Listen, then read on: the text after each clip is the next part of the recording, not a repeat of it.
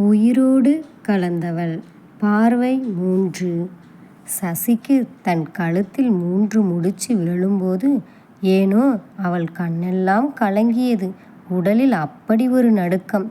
என்னதான் இருந்தாலும் புதிதாக ஒருவரின் கைப்பிடித்து புது வீட்டிற்கு போகணும். கூடவே புதியதொரு குணம் கொண்டவர்களை எப்படி கையாளப் போகிறோம் என்று பயம் வேறு அவளை பயமுறுத்தியது. ஒட்டி அமர்ந்ததால் அவளில் நடுக்கம் அருகே இருந்தவனுக்கு தெரிந்தது. சுந்தர் அவளின் புறம் திரும்பினான். பயப்படாத, நான் ஒன்றும் சிங்கம் புலிலாம் இல்லை. பெண் பார்க்கும் படலம் முடிந்து சரியாக 1 வாரத்திற்கும் குறைவாகத்தான் இருக்கும். இதோ திருமணமும் முடிந்துவிட்டது. முதல் முறையாக ஒரு ஆணின் கை பட்டதும் உடம்பெல்லாம் ஜிவ்வென்று ஆனது சசிக்கு. அவன் பார்வை காந்தமாய் ஈர்க்க கன்னங்கள் 2ம் சிவந்தே போனது. பத்தாக்குறைக்கு ஃபோட்டோகிராஃபர் வேற. கொஞ்சம் சிரித்தபடி நிமிர்ந்து பாருங்க, கொஞ்சம் ஃபோட்டோக்கு போஸ் கொடுங்கன்னு. பெரியவர்கள் அனைவரும் ஓடி ஆடி வேலை செய்ததில் களைத்து போய்விட, திருமண தம்பதிகளோ ஒருவரை அறியாமல் ஒருவர் முகத்தை பார்த்து புதுவிதமான மாய உலகத்தில் திளைத்து கொண்டிருந்தனர். முதலிரவு அறை. முத்து முத்தாய் வியர்வை துளிகள் அவள் முகத்தில் கொட்டியது.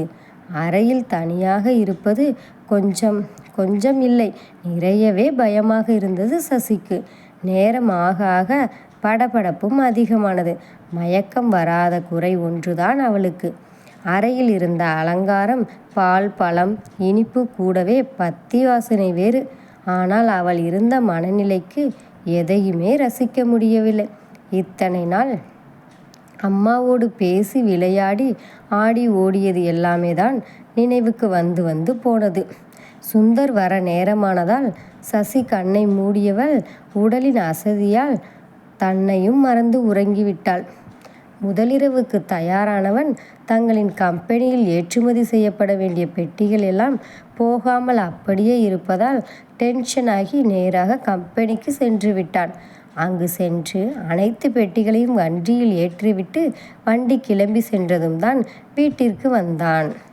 வந்தவன் தன் வீட்டின் முன் ஹாலில் யாரும் இல்லாததை கண்டு, நல்ல வேளை அப்பாவோ அம்மாவோ பார்த்திருந்தால் ரொம்ப கஷ்டம், விடிய விடிய திட்டியிருப்பார்கள் என்று நினைத்து கொண்டே அறைக்குள் வந்தான். அறைக்கு முன்னின்று கதவை தட்டினான். தட்டி பார்த்தவன் அது திறக்காமல் இருக்கவும் கை வைத்து தள்ள கதவு தானாகவே திறந்து கொண்டது. மெல்ல உள்ளே வந்தான். அங்கே சசி கட்டிலின் விளிம்பில் அமர்ந்த நிலையில் சரிந்து உறங்கி கொண்டிருந்தாள். வந்தவன் அவளை மேலிருந்து கீழ்வரை ஒரு பார்வை பார்த்தான். தனக்கும் தங்கை இருப்பதால் வேறு எந்த பெண்ணையும் தவறாகவே பார்த்ததில்லை இதுவரை. தன் மனைவி என்பதால் அந்த உரிமையில் ரசித்து பார்த்தான் சுந்தர். சசி, சசி என்று அழைத்தான். அவள் எழவில்லை. கட்டிலின் விளிம்பில் படுத்திருக்க, கீழே விழும் நிலையில் இருக்க மெல்ல அருகில் போய் அவளை தூக்க முற்பட்டான். அந்த தொழுகையில் கண்களை விழித்தவள் படபடவென்று துள்ளி குதித்து எழுந்து நின்றாள், பள்ளி மாணவி போல். அவனுக்கு பிடித்திருந்தது. விளையாட்டாக கொஞ்சம் மிரட்டி பார்க்க நினைத்தான். ஃபர்ஸ்ட் நைட்டில் தூங்கக்கூடாதுன்னு உனக்கு யாரும் சொல்லி தரலையா சசி என்றான். அவன் முகத்தை பார்த்திருந்தால் அவன் விளையாட்டாக கேட்டது புரிந்திருக்கும்.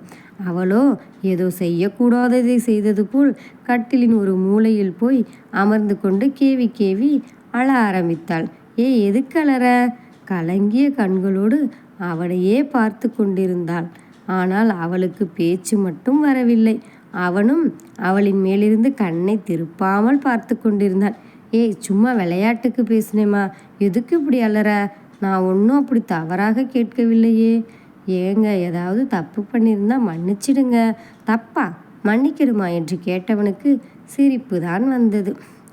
ஏனோ ஒரு குழந்தை பள்ளிக்கூடத்தில் ஆசிரியரிடம் மன்னிப்பு கேட்பது போல் அவள் கேட்பது கண்டு சிரிப்பு வந்தது. சிரித்தே விட்டான். அவன் சிரிப்பது கண்டு திடுக்கிட்டு அவனையே பார்த்து, ஏங்க, நான் ஏதாச்சும் தப்பு பண்ணிட்டேங்களா? அவன் தலையாட்டி மறுத்து, அப்படியெல்லாம் இல்லை, எதுக்குமா அழணும்?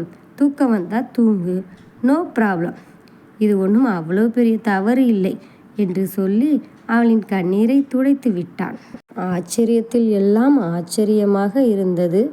நிமிர்ந்து அவனை பார்த்து புன்னகைத்தாள்.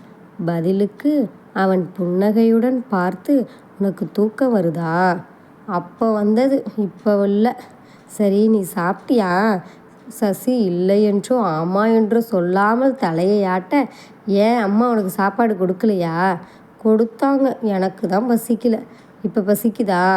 ஆம் என்று தலையாட்டணுமா இல்லை என்று தலையாட்டணும் என்று அவளுக்குள் ஒரு கேள்வி போராட்டமே நடக்க, அவளின் சோர்ந்த முகம் கண்டு அவளுக்கு பசிக்குது, ஆனால் அதை சொல்ல தயங்குகிறாள் என்று புரிந்து அவனே அடுப்படிக்கு போய் இட்லிகளை தட்டில் வைத்து எடுத்து வந்தான். அவளிடம் கொடுத்து, சாப்பிடு சசி என்றான். அவனை பார்த்து, எனக்கு அவ்வளோ பசி இல்லைங்க என்றாள் சசி. ஃபஸ்ட் நைட்டை நினச்சி பயப்படுற அளவுக்கெல்லாம் நான் பயங்கரமானவன் இல்லை. முதல்ல நீ ரிலாக்ஸாக இரு. பசிக்காவிட்டாலும் பரவாயில்ல, கொஞ்சம் சாப்பிடு. இரவில் பசித்தால் தூக்கமே வராது. நீ சாப்பிடு சசி. ஒரு தட்டை கொடுத்து 3 இட்லிகளை வைத்துவிட்டு தனக்கு 4 இட்லிகளை வைத்து சாப்பிட ஆரம்பித்தான் சுந்தர். அவனை பார்க்க விழியாலே சாப்பிடு என்று சொல்லவும் அவளும் சாப்பிட்டாள். தான் சாப்பிடவில்லை என்று இவருக்கு எப்படி தெரியும் என்று யோசனையுடனே அவனை பார்க்க, எங்கள் அம்மா எப்பயுமே சாப்பாட்டை வேஸ்ட் பண்ணவே மாட்டாங்க சசி. நான் எப்போவுமே நைட்டில் 4 இட்லி மட்டுமே சாப்பிடுவேன். எவ்வளோ பசியாக இருந்தாலும் அவ்வளோதான், அதற்கு மேல் சாப்பிடவே. இப்போது கிச்சனில் 7 இட்லி இருக்குது என்றால் அது உனக்கும் சேர்த்து தான். உனக்காக எங்கள் அம்மா எடுத்து வச்சுருக்காங்க. அப்படியே உன் முகம் சோர்ந்து போயிருக்கிறதுனால கண்டிப்பாக நீ சாப்பிட்டு இருக்க மாட்ட என்று எனக்கும் தோணுச்சு. அதனால தான் எடுத்து வந்தேன் சசி. பின் அமைதியாக சாப்பிட்டு முடிக்கவும் அவளை கூடவே கை கழுவ அழைத்து போனவன் அவளின் தட்டையும் அவனே வாங்கி கழுவி வைத்தான். ஐயோ, நீங்கள் என்ன பண்ணுறீங்க? நானே தட்டை கழுவுறேங்க. ஆம்பளை பிள்ளை போய் தட்டை கழுவலாமா? ஏன் ஆண்கள்லாம் சாப்பிட மாட்டாங்களா என்றவுடன் சசி சுந்தரை ஆச்சரியமாகவே பார்த்தாள். சசி, என்ன பட்டு சேலைலாம் கட்டியிருக்கிற? இந்த ட்ரெஸ் கம்ஃபர்டபுளாக இல்லைன்னா கலட்டிடு சசி. சரிங்க, ட்ரெஸ் மாற்ற ரூம் பக்கத்துலேயே இருக்குது, போய் மாற்றிட்டு வா. ஐயோ, ட்ரெஸ் எல்லாம் மேலேயே வச்சிருக்கேங்க என்றவன் தன் தங்கை பிரீத்தியின் டிஷர்ட் மற்றும் பேண்ட் எடுத்து அவளிடம் கொடுத்து, இதை போட்டுக்கோ சசி என்றான். ஆத்தி, இந்த ட்ரெஸ்ஸுங்களா? அத்தை எதுவும் திட்ட மாட்டாங்களா? எங்க அம்மாவா? என் தங்கச்சிக்கு அடுத்தவங்க கண்ணை உறுத்தாத அளவுக்கு ஆடை உடுத்தணும் என்று தான் சொல்லி கொடுத்துருக்காங்க. மற்றபடி அவளுக்கு எந்த ட்ரெஸ் கம்ஃபர்டபுளாக இருக்கோ அதைத்தான் போட்டுக்க சொல்லுவாங்க. பிரீத்திலாம் இந்த ட்ரெஸ் போட்டுக்குவான். எங்கள் வீட்டில் எதுவும் திட்டமாட்டாங்க என்றான் சுந்தர். முதலாக இது போன்ற ட்ரெஸ் போட்டவுடன் அவளுக்கு அத்தனை வெட்கம் வந்தது. அவனுக்கு அவளை மிகவும் பிடித்திருந்தது. புன்னகையுடன் சரி குட் நைட் சொல்ல நினைத்தாலே தவிர சொல்லவே இல்லை. ஏன் இப்படி முழிக்கிற? இல்லை, அம்மா சொன்னாங்க முதல் ராத்திரியில் உங்கள் வீட்டுக்காரருக்கு என்ன பிடிக்குமோ அது மாதிரி நடந்துக்க. அப்படியா? மாமா, அத்தை என்று உறவுக்காரர்கள் பலரும் ஏதாவது சொல்லி உன்னை பயமுறுத்தியிருப்பாங்க. அதெல்லாம் விட்டு தள்ளு சசி. எல்லாமே உடனே நடக்கணும்னு எந்த அவசியமும் இல்லை. நாளைக்கு கூட நடக்கலாம்.